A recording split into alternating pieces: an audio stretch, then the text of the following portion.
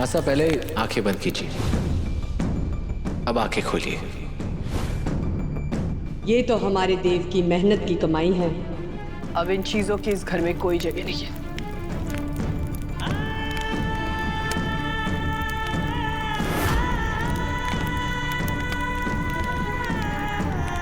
चंद्रिका, कुछ जल रहा है क्या?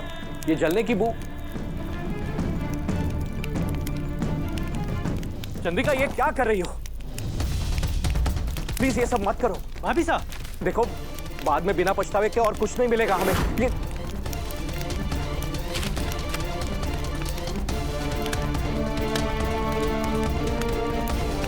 चंद्रिका प्लीज। भाभी साहब, खाने को मत जलाइए।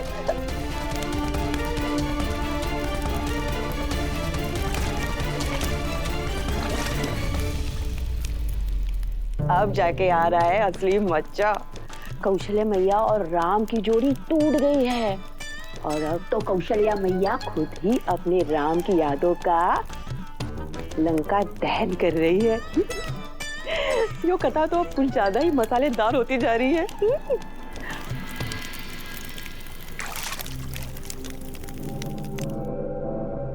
जाके अपने ऐसी साइन करवा लो। जी का वीडियो कॉल। अविनाश जी, कहाँ हैं आप? अविनाश जी, ये देखिए, माता पैसा के सब सामान को, उनकी सारी यादों को जला रही है। जल्दी आइए ना।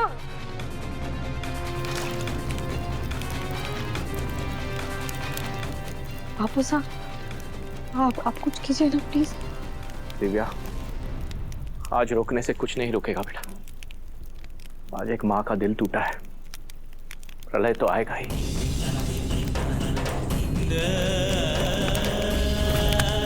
दिव्या, इस बार चंदा को जो दुख मिला है वो पहले कभी नहीं मिला था, इसलिए आज वो भी वही कर रही है जो पहले उसने कभी नहीं किया।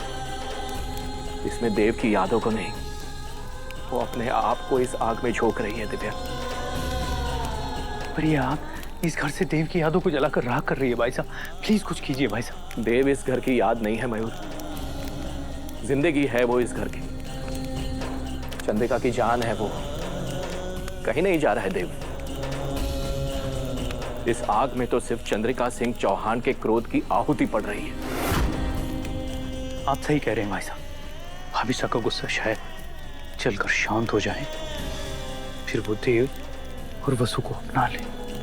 वसु जैसी नेक बच्ची की तकदीर में इतने दुख नहीं हो सकते भगवान। आप कुछ कीजिए, हुक्म की ममता फिर से जगा दीजिए अपने बच्चों के लिए। सावित्री, सावित्री, कानों से आवाज सुनाई देना बंद हो गई है क्या? गलती हो गई। उन दोनों को याद कर रही हो तुम? वो दोनों जिनका नाम भी लेना इस घर में मना है? वो याद नहीं, विषबेल है, और इस विषबेल को हम जड़ से खत्म कर देंगे। और जाओ अपने छोटे हुकुम के कमरे से उसका सारा सामान लेकर आओ। वो सब हमें आग में डालना है। हुकुम वो अभी सर छोटे हुकुम का सारा सामान अपने कमरे में ले गए हैं। अभी कैसे लेकर गया? किसकी परमिशन से लेकर गया?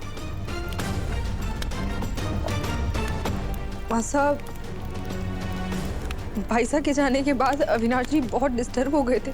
हर पल बस उन्हें याद किए जा रहे थे, इसलिए उनका सारा सामान समेट के अपने कमरे में रखवा लिया। सावित्री, तो फिर अभी के कमरे से जाकर सारा सामान लेकर आओ जिसमें किसी की यादें जुड़ी है। मां साहब, पर हुकुम ए नौकरानी, अपनी औकात भूल गई है क्या? अपना मुंह बंद रख और भाभी सा जो कह रही है ना उतना ही कर, बस जाओ।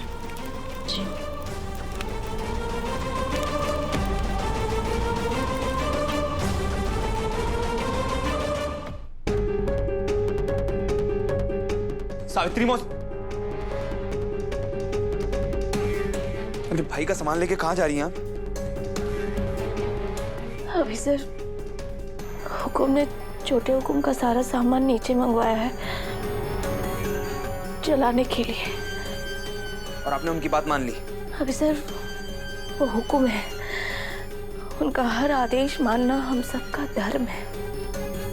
आपने निभा लिया अपना धर्म, अब मैं अपना धर्म निभाऊंगा। मेरे भाई का सामान मेरे लिए पूजा का सामान है, उसे कोई हाथ नहीं लगाएगा। रखिए इसे यहाँ पे। पर अभी सर हुकुम से मैं बात करूंगा। अपनों पर हमारा भरोसा ही हमारी ताकत है।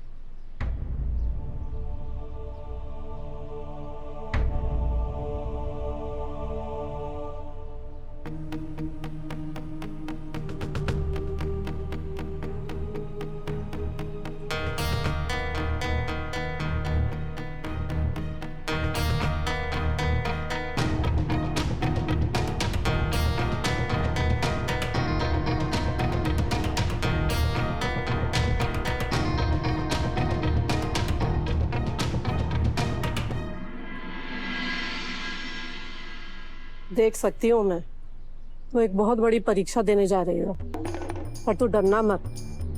देवी माँ तेरे साथ है, तेरे सर पे उनका हाथ है। तुम दोनों की जोड़ी ऊपर से रच के आई है। तुम दोनों कभी एक दूसरे का साथ मत छोड़ना। एक दूसरे पर से विश्वास कभी कम मत होने देना। कभी एक दूसरे से अलग मत होना, क्योंकि अब अगर दोनों अलग हुए तो फिर कभी नहीं मिल पाओगे। कौन है आप? और ऐसा क्यों कह रही है कि हम क्यों अलग होंगे? देव सर,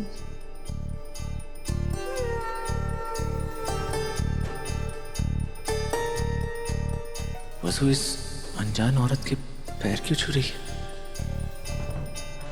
तुझे तेरे हक का मंगलसूत्र मिल गया है। तू अपने सुहाग की शक्ति है, रक्षा कवच है। इसे संभाल के रख, क्योंकि इस बार अगर ये गया तो फिर नहीं मिलेगा। देवी माँ का हाथ भी तेरे सर से उठ जाएगा और तू अपना पति और अपना मंगलसूत्र हमेशा के लिए खो देगी।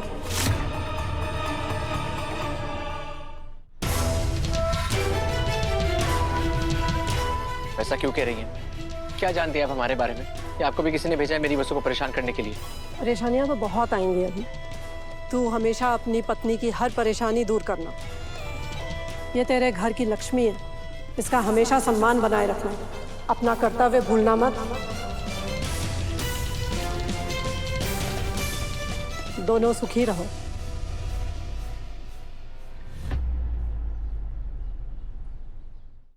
क्या सोच रहे हैं देव सर? वो पुजारन माई बिल्कुल सही कह रही थी। हरे को हमारे हक का सिंदूर और मंगलसूत्र दोनों मिल चुके हैं। अब मैं आखिरी सांस तक इसकी पूजा करूंगी और रक्षा भी करूंगी।